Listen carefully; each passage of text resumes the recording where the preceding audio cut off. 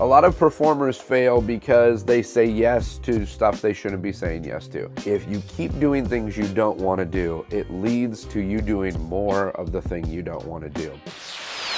If you've ever wrestled with knowing whether an opportunity or a gig or a client is someone you should be engaging with or someone that you should recommend to someone else, this video is going to answer that for you. Hey friends, I'm Taylor Hughes. Thank you for watching this, and thank you to everyone who watched the last video I put out on why entertainers should make their own specials. I know there's a lot of opinions out there about the business side of entertainment, and I'm not here to try to talk anyone into anything or out of anything. I just noticed that for myself growing up, it seemed to be this gap. There was the people who were professionals, who were out there working, who were doing the thing, and very often the people who had something to share didn't share it because I don't know, they were afraid someone else was going to steal their idea, or they were afraid that they'd be developing their own competition. And then on the other side, there was people who were talking a lot about the business side of entertainment, but they were not doing entertainment as a business. Their business was selling this information to other entertainers. And that's not to say that coaching is bad. Look, I've worked with coaches that I've hired to help me. I've been hired as a coach by my corporate clients for public speaking or event management. But for some reason in the entertainer space, I've been hesitant to share some of this information, not because I think anyone will steal it, but because I don't want anyone to question my motives like I question people when I see them giving advice like this. My only motive with these videos is sharing stuff that I think might be helpful to you. So if this is helpful, take it, and if it's not, leave it. So let's get into it. How do you know what opportunities are a yes every time and which ones are a no every single time? Obviously, when you're launching a business or when you're starting out as a performer for the first time, you're going to say yes to almost every single opportunity that comes in.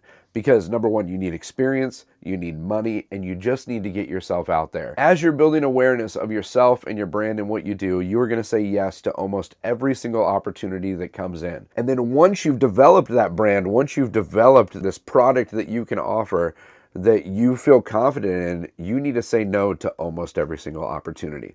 Let me explain. A lot of performers fail because they say yes to stuff they shouldn't be saying yes to. I used to think that you had to accommodate every request that came in, that if you're a really good performer, you could fit whatever role is requested of you. I don't think that's the case anymore. Let's take close-up magic, for example. One time someone wanted a close-up magician to dress as a jester, and I did it because we had to pay rent at the time. I'm a good close-up magician. I can hang in there and I can hold my own with a deck of cards and people will have a good time. But it's not what my specialty is. I'm not at my best when I'm doing close-up magic. I have friends who are some of the best close-up magicians in the world. So when a request comes in and someone says, do you want to come do this event?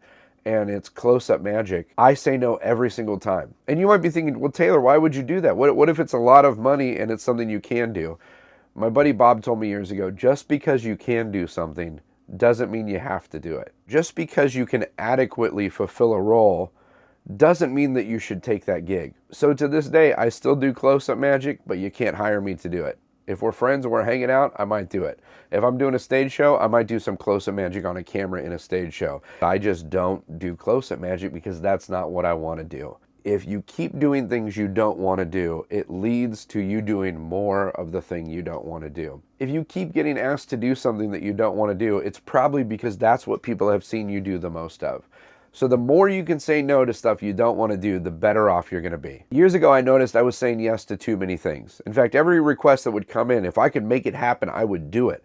I was customizing my performances for everybody who wanted something special. Even if I knew taking the gig I was going to be miserable, I would still take it. And I got so busy and I was constantly going as a performer, but I wasn't being strategic. I sat down with my wife and I sat down with Kim, who works with me, and we said, let's figure out what opportunities are for us and which ones are not for us. And we came up with 3 reasons that we will say yes to anything. These 3 reasons changed my life. It led to me doing a lot less of the shows I don't want to do, a lot more of the things I do want to do.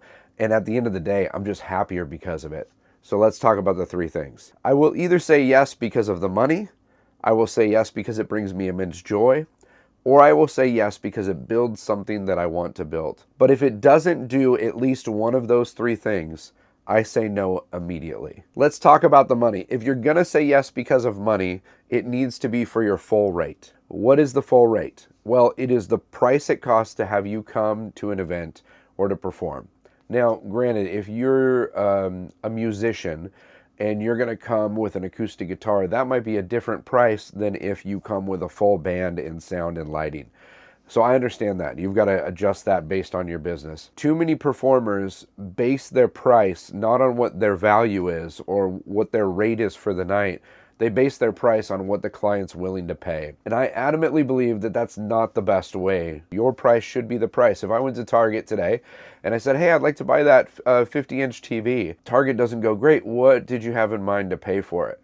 They go, this is the price. That's what it costs to take that TV and have that TV come to your house. I believe you should set your rates and you should stick to your rates for a few reasons. One, people talk to one another. Your fee needs to be your fee all the time. The way I manage it is this: if I'm going to do a show for less than my rate, it needs to be something that I would have been willing to do for free. Number two, I will do it because it brings me immense joy. There are some opportunities that come up. Maybe it's a venue you've always wanted to work in, or a performer you've always wanted to work with, or an organization that you just are passionate about and you want to see thrive. I'll say yes to something, even if it's free, if it brings me immense joy. Not everything you do needs to make money, but if you're doing it for the money, you need to protect your rate. So you'll do it for the money, you'll do it because it brings you immense joy. The third reason I will do something is because it builds what I want to build. You have to be thinking about what you want to build down the road, not just what you're doing now. What do you want to be doing 5 and 10 years from now? Chances are the thing that pays the bills right now is not always the thing that is your dream 5 and 10 years down the road. So you have to, while you're saying yes to things for money, and while you're saying yes to things that bring you joy, you have to say yes to some things because they're going to build the thing you want to have down the road. For me, I love doing corporate entertainment. I love coming into a room where people didn't expect you and then having everyone leave talking about the great experience they had together. I love walking into a space where people have been working hard and having them leave encouraged and inspired and fired up. I absolutely love that. But I also love when people buy a ticket to a show and they walk in and they're ready out the gate to have an experience with you, and you can write a show specifically for those individuals.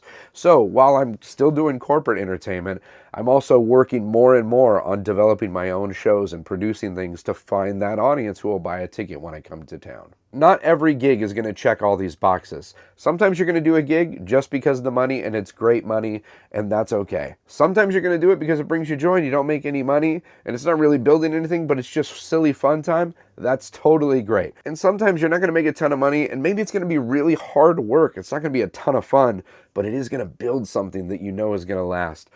That's a win. So a request doesn't have to check all 3 boxes, but if it doesn't check at least one, I say no every single time. I believe if you apply this to all of your opportunities, you run them through that filter. Is this a yes because of money? Is it a yes because it brings me joy? Or is it a yes because it builds something I want to build? Those 3 things as a filter for opportunities have changed everything about how I do my business. It's nearly eliminated the issue of getting to a gig and going, why did I say yes to this? Because you're being strategic with your opportunities. And the more you say no to those opportunities that aren't a great fit for you, the more events that are a fit for you are going to come in. You want people to see you doing the thing that you want to be known for. If you are a guitar player and you want to play electric guitar, but everyone always sees you with an acoustic guitar, you can't expect people to translate. Even though they're close, even though they're very adjacent, you can't expect someone to go like, oh, I bet that guy'd be great an electric guitar player. And if you're a performer and you want to do school assemblies, but all we ever see you doing is posting corporate videos of you in a ballroom, people can't make that connection, and vice versa. If you want to do corporate events, but everything about your branding is showing you performing for families, you can't expect your clients to make that leap. You need to make the connection for them. So the more you say yes to the right things, the more right things are going to come along. If there was something in this video that resonated with you, that you found helpful, would you leave a like or leave a comment? Let me know what it was. I'd love it if you leave a comment with other things you'd like to talk about. Thanks for watching this. And remember, just because you can do something doesn't mean you have to do it.